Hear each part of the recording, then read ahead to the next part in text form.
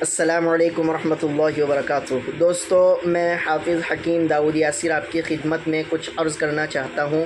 آپ سے گزارش ہے کہ آپ اسے بغور سماعت فرمائیں۔ آج کا جو ہمارا ٹاپک ہے وہ ہے بغیر سوچے سمجھے دوائیوں کا استعمال کرنا، چاہے وہ آیورویدک دوا ہی کیوں نہ ہو۔ آج کل سوشل میڈیا کا زمانہ ہے، خدا نخواستہ کسی بندے کو کوئی بیماری ہو جائے تو وہ بندہ اس بیماری کو سوشل میڈیا پر سرچ کرنے لگتا ہے، پھر وہاں سے کوئی نہ کوئی آسان سا نسخہ اسے مل ہی جاتا ہے اور پھر وہ اس نسخے کو بنا کر استعمال کرنا شروع کر دیتا ہے۔ میری آپ سے درخواست ہے کہ کوئی بھی نسخہ استعمال کرنے سے پہلے آپ اپنے مزاج کو جان لیں۔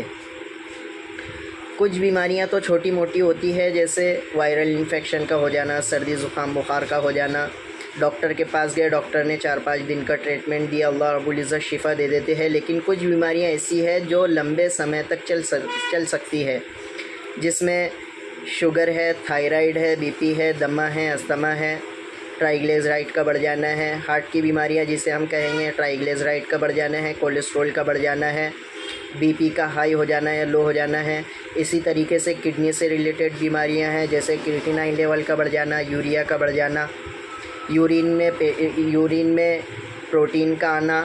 اسی طریقے سے بہت ساری بیماریاں ہیں، چہروں پہ سجن کا آ جانا، آنکھوں کے نیچے سجن کا آ جانا، پیروں پہ سجن کا آ جانا، ہاتھوں پہ سجن کا آ جانا، باڈی پر سجن کا آ جانا، لیور فیٹی ہو جانا۔ بہت ساری بیماریاں ایسی ہیں جو لمبے سمے تک چل سکتی ہے۔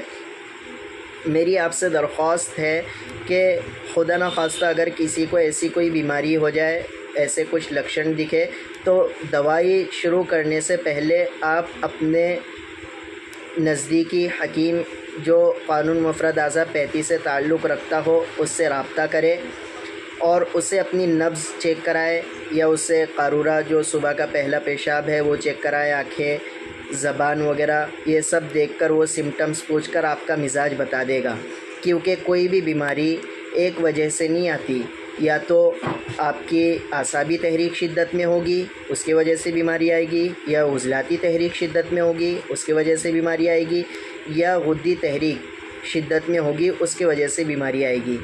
تینوں کا علاج الگ الگ ہے۔ جیسے مثال کے طور پہ مردانہ طاقت کی کوئی پرابلم آ جائے تو وہ اعصابی تحریک میں بھی آتی ہے، عضلاتی تحریک میں بھی آتی ہے، اور غدی تحریک میں بھی، یعنی سردی کے بڑھنے سے بھی آتی ہے، جسم میں خشکی بڑھنے کی وجہ سے بھی آتی ہے، اور گرمی بڑھنے کی وجہ سے بھی آ سکتی ہے۔